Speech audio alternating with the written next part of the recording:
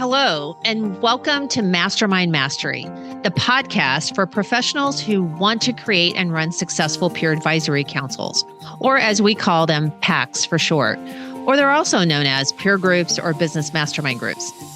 I'm your host, Corner Stolz, founder of LX Council, where I've been in the industry running groups since 2005 and now help those like you with education, certification, and support wanting to do the same.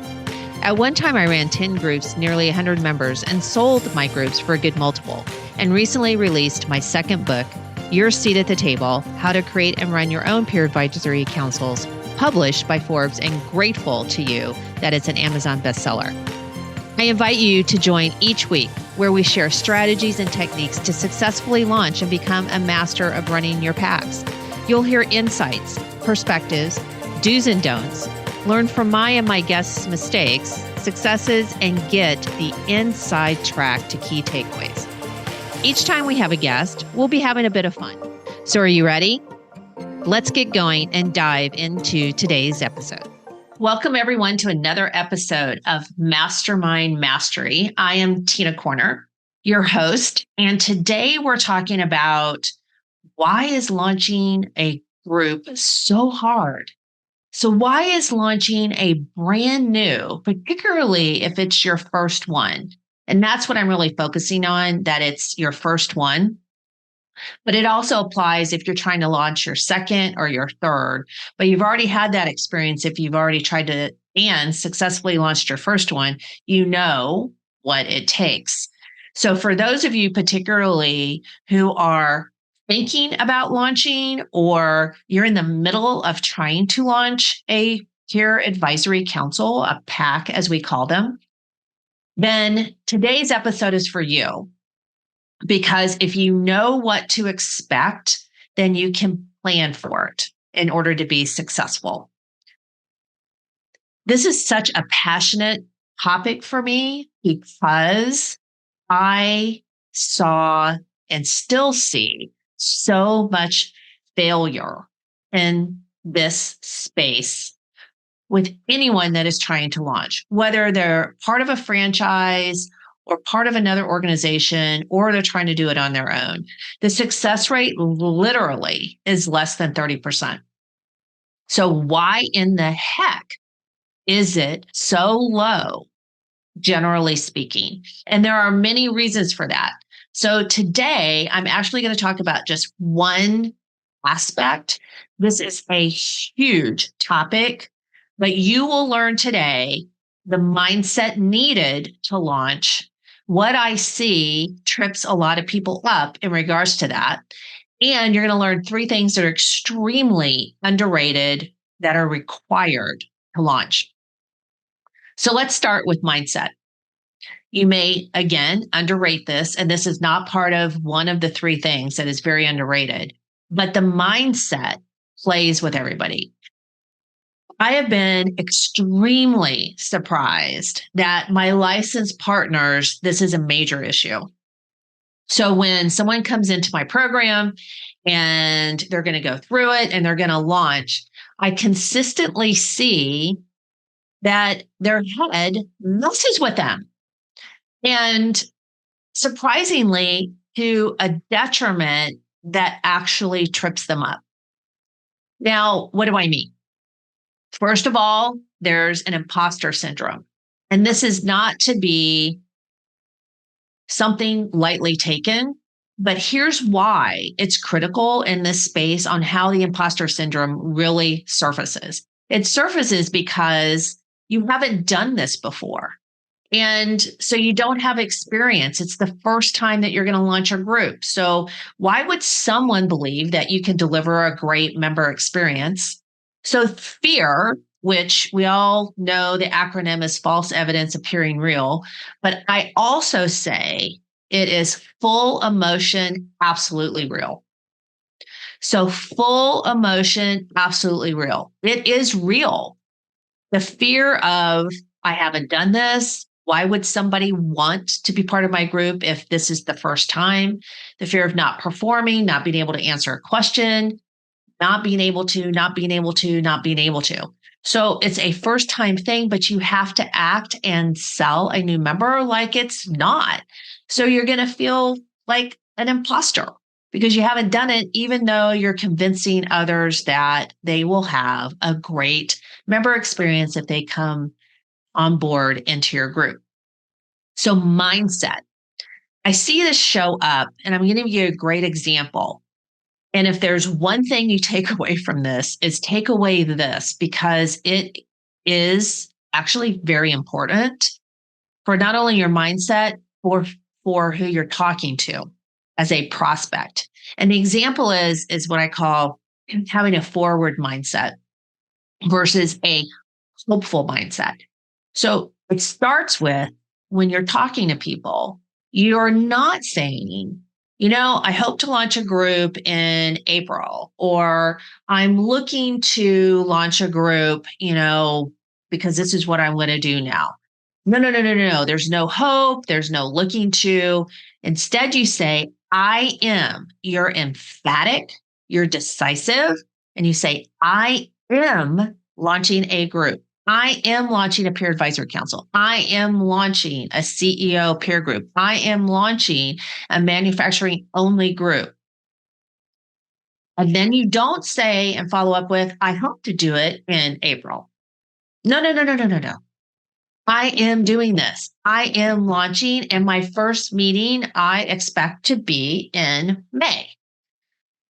The reason for that is it shows it's happening. It illustrates in your head over and over, you are prophesizing. This is what you're going to do. So mindset is really, really super important. Yes, you're going to lack confidence. Okay. You have to hide it. No one wants to be part of a group if you aren't sure that you're going to launch. Not sure you'll launch. Not sure you deliver value. Not sure, not sure, not sure. Blah, blah, blah. No, that goes out the door. You can think it, but you got to push it down. In your words, you have to appear and say, I'm doing this.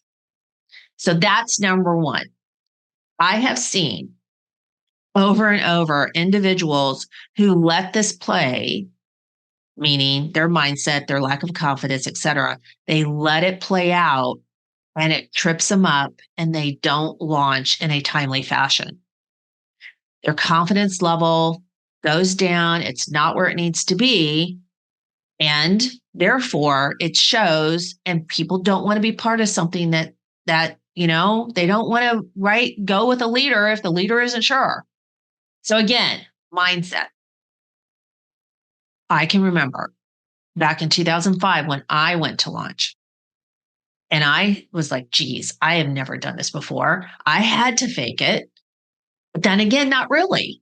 So I want you to kind of realize that you're really not faking it.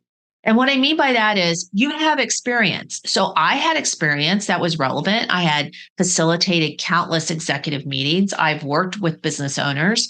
I created teams, right, with a group. And when you are launching a peer group, it is like creating a team. You're developing, you're creating a team. So if you've done any of those things, you have experience that's relevant and transferable. So one way to boost your mindset and confidence level, okay, which by the way, I've always said that confidence is what? What is the definition of confidence? It's arrogance under control. So take that, put it in control, and that will translate to arrogance. Look at your skill sets and see what is really relevant. And that is what's going to remind you and boost you up that you can do this. Now, another thing is I also had burned the boat, meaning there was no going back. I had to launch groups. I went all in on it. And that's another way to make sure that your mindset is where it needs to be, is because there is no alternative. So I used my name, TINA, the acronym of there is no alternative, to be sure that I had the right mindset to be successful, because I had no option. So mindset is crucial, critical to have a positive, expectant And that is the biggest underlying word, if I could bold it, expectant, determined mindset. So I think about, show you guys this if you're even looking at this. And if you're not, I'll describe it. But this is a picture of an autograph of AJ Foyt with what he would always say, which is get out in front and stay out front. So AJ Foyt, if you all don't know, extremely successful race car driver, the most winnings. And I was a fan, am still a fan, but he's not racing. About this because he got asked the question, why was he successful? How come he could win so many races? Which is extremely hard to be a consistent winner as a race car driver. And he said, the point is I get out in front, I stay there. And that wasn't an arrogant response, but because if you really thought about his response, I get out front and I just stay there. So how do you stay there? He clearly has a strategy on how he stays there. He has a strategy on how he gets out in front. And I equate this, and I'm going to talk about this also in a minute, is you always have a plan B. Because plan A doesn't always work out, as we know. So you always have a backup plan. And when you have the backup plan, it enables you to have that right mindset of confidence. So what's an example of being able to have a backup plan? I'll use when you're launching, you will have tactics on how you're reaching out to your ideal client, your ideal member. And one tactic might be is you're working with a center of influence. And I'm going to talk about this more later on the 3 things in just a minute about volume. But you're working with a center of influence, and let's say suddenly they get sick and they can't actually follow through on inviting some of their clients, right, to introduce you to. And that is a detriment to your timing and how it is that you're trying to get groups off the ground. And now it's like, oh no, this is a major setback. Well, your plan B is you just don't have one center of influence. You have multiple centers of influence. Okay. So plan B is always, I'm going with A because that's my highest and best opportunity and outcome percentage. But if that doesn't work like I want, I need to have this that I do next, or I need to do this in addition to. But really, plan A is where my major effort and focus is. But I'm still making sure that if I have to fall back on something, I do have a plan. So you always need a plan B because there will be failures. There's always going to be someone that says yes and then ghosts you. There's going to be no shows to appointments. There's going to be no return calls. There's going to be false starts. And you maybe will feel like you want to give up at this point and because you get very discouraged. No, mindset.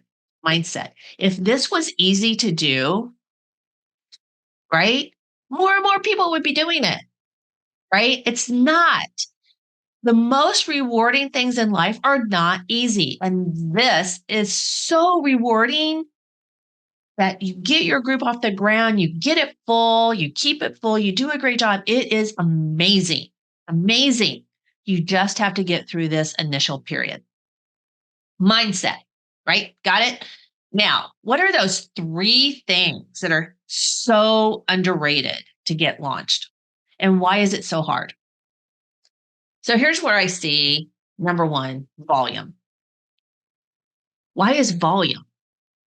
Why do you need volume? And what do I mean by volume?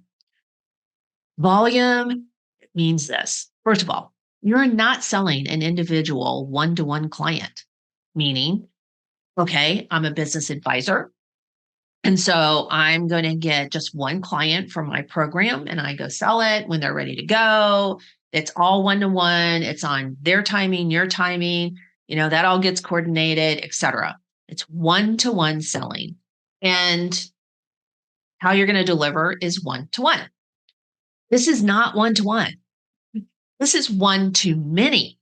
You're trying to get a group of, and I'm going to call them members regardless of what the type of member it is that you're going after. You're trying to get a bunch of members, meaning a bunch of your prospects, to say yes at the same time. And that means, too, not everybody's a right fit to be in that group. So you could get somebody to say yes, but it's not a right fit to whoever else is saying yes. And so you need more yeses than you normally would because not everybody might be a fit for each other. There might be a conflict of interest. You might have two marketing firms that say yes. Obviously, you can only have one. So it takes volume of prospects, volume of conversations, volume of yeses at the same time to get a group off the ground. It's not easy. That's why you need volume, right? Because you're not only trying to get the right people together and the right people that are ready to start at the same time, and you're hurting them. This is like herding cats. Herding business owners to get on their calendar for a recurring meeting is like a nightmare, right? And you got to keep them all excited at the same time. So it is a bunch of balls in the air that you are juggling. It's not easy. So where this falls and why so many individuals don't get launched is volume, right? And it's a whole nother episode of how do you get volume? How do you reach out to enough people? And where this doesn't play is if you're someone who already has a whole boatload of clients that you immediately can go to for this concept, past clients, existing clients, then it's way easier. But if you do not, and you're reaching out to individuals for the first time and building a relationship in order to create and launch a group, then it's way harder. It is not impossible, but you have to have a plan for volume. All right. And we teach, the concept of strategic partnering and centers of influence, et cetera, not cold calling, not crap load of LinkedIn outreach, et cetera. But whatever it is that you do, you have to have volume. All right. And I know that's like a whole nother segment, but it's underrated about the need for volume. Okay. Which is translates into you need help doing this on your own, unless that scenario I talked about that you've been in business for a while, maybe as a business advisor, or you might be an accounting firm with lots of clients. You might be in an M&A firm, et cetera, whatever. Then you can rely on that on getting your groups up to the ground. But where you need help, if you don't, is you need strategic partners, centers of influence, you need referrals. You need that. And you got to work it all. Okay. So that is what helps create the volume, but you need help. Doing it on your own is like the heaviest lifting ever and will take too much time. Okay. Third, you need time. So just speaking of time, you need time. You have to go all out. You can't get volume if you're not working it every single day. So, in order to launch, if you're doing it in conjunction with something else that you do, like business advising, consulting, coaching, whatever it might be, you have to carve out time. It's kind of like taking a certification. You got to carve out time. I got to do this. I got to concentrate on it. You can't just do a little bit a week. Okay. It is every single day, right? When you're going all out to not only identify, have conversations, maybe have events and webinars, et cetera, to get your group launched, you got to set aside the time. Where I see a lot of people fail is they start off and they're trying to fit this in either to a full-time job or something happens and we're back to plan B. They get sick and they have to stop, right? They get the opportunity, the shiny object of a new project. And so they think, I can take that on and do this. And that's not possible. So you have to stay focused as to why do you want to do this, how this fits into you. You got to remind yourself as to why. And you have to prepare that is heavy lifting in the beginning. And what am I talking about? Like 150 hours over 90 days. You've got to devote at least like 10 hours a week at a minimum to get launched. The more time you can devote, the faster you'll launch or the more successful you'll launch. But the less time, you will struggle. It is almost impossible.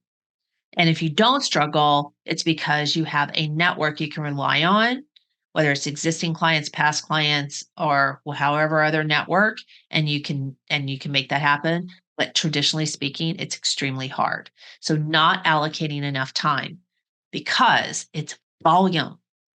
And in order to have volume, you have to have the time in order to have the conversations and do what you need in order to get launched.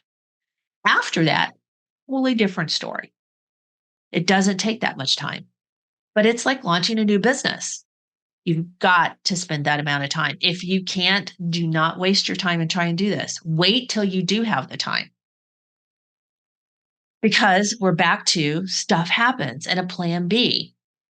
So if you allow yourself no grace whatsoever in your schedule, you're going to be challenged. You're absolutely going to be challenged in order to do this. But I'm back to not discouraging you today about volume, needing help, and needing time, as much as I am encouraging you that you can manage all of those and your mindset and be successful. Do not be in that 70% plus people who never launch and struggle. The reason that that stat is there is just because they're not doing these things I'm mentioning on this episode. All right? It's because they just don't know. They haven't been told, they just don't know. You guys now know. So, think about it and plan for it and you can be successful. Plan A, plan B. AJ Foyt, get out in front and stay there. And how you do that is because of plan B, right? So, recap mindset, right? Always keep your mindset in check. Need volume, get help, and time. So, a bonus, all right, that I want to talk about as we wrap up is the plan B mentality again. Always be ready for the unexpected. All right. And you will succeed because the unexpected exists in every single thing we do. And you got to think through if this doesn't work exactly how as I want, what is it that I'm going to do? And there are tons of options on other things you need to do and that you can do. Do them all because you never know which one is really going to succeed more than maybe what you thought. And I'll get, an example of that is I can remember when I initially launched back in 2005, and I did it through having, like experience webinars, right? And or workshops where people would come and they kind of would experience. Very common to do. And I thought, I need a plan. I need a plan B. Number one, I have multiple dates. What if one of the dates there's not enough people? So it can be as simple as this. What am I going to do? Well, I'll just roll them to the other date, which is why I have another date, right? Or if I don't have enough people, what I can do is those that I do have, I'll invite my centers of influence to that meeting. And then they'll feel like enough is there and I'll be able, okay, to still run it with my main prospects that are in the room. So that's plan B thinking. And that's what I am suggesting that you're constantly doing throughout this process of getting launched, because it will matter that if one extra prospect says yes, it can make all the difference in the world of you launching and launching successfully.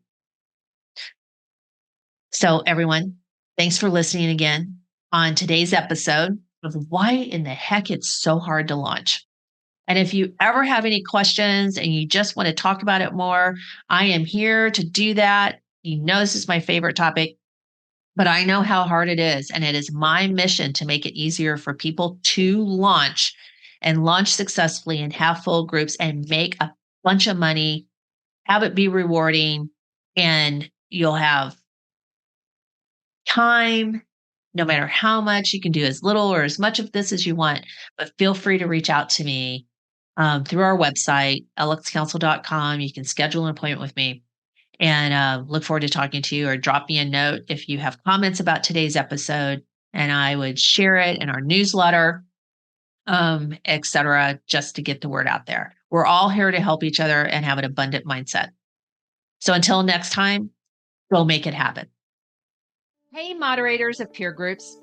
Thank you for listening to today's episode. To get access to show notes and exclusive content and resources, go to tinacornerstolz.com or www.lxcouncil.com, where you can also become part of our online exclusive community.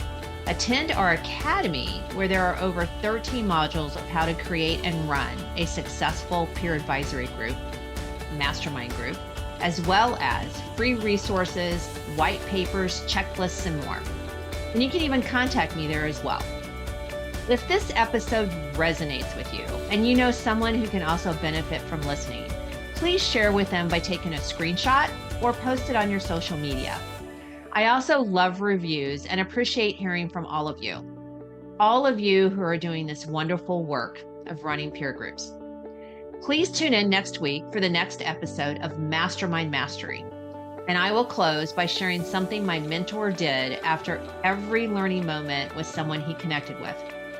He reached into his pocket and he shared a shiny pebble with anyone he passed knowledge to and asked them to forward that pebble, knowledge, on.